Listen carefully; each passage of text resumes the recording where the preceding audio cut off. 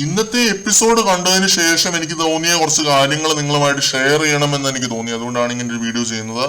Robin റിയാസിനോട് ചെയ്ത same exact scenario ആണ് season 6 kitchen ഏരിയയിൽ വെച്ചിട്ട് ഇന്നത്തെ എപ്പിസോഡിൽ നടന്നതായിട്ട് കാണിച്ചിരിക്കുന്നത്.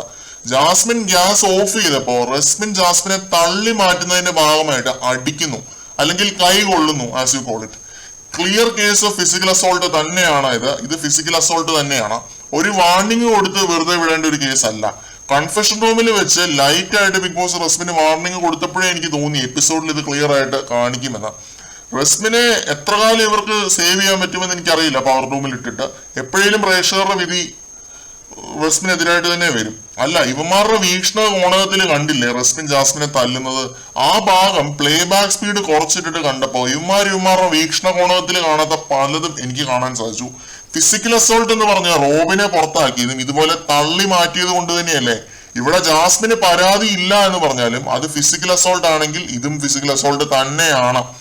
അതിന്റെ പേരിൽ റോബിനെ പുറത്താക്കിയ ടീം ഇന്ന് റസ്മിനെ സേവ് ചെയ്യുന്നുണ്ടെങ്കിൽ അത് ഫേവറിസം ആണെന്ന് തന്നെ പറയും. പാർഷ്യാലിറ്റി തന്നെയാണ് ഇത്.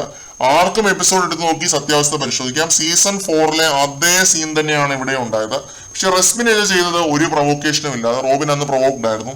ഇതുപോലെ ദേഷ്യം അടക്കാൻ കഴിയാത്ത ആങ്കർ ഇഷ്യൂസ് ഉള്ള ചട്ടമ്പി ഭായിമാരെ ബിഗ് ബോസിൽ നിർത്തണോ വേണ്ടയോ എന്ന് പ്രേക്ഷകർ കമന്റ് സെക്ഷനിൽ പറയുക. വീണ്ടും ഒരു അപ്ഡേറ്റുമായിട്ട് വരുന്നത് വരെ ബൈ.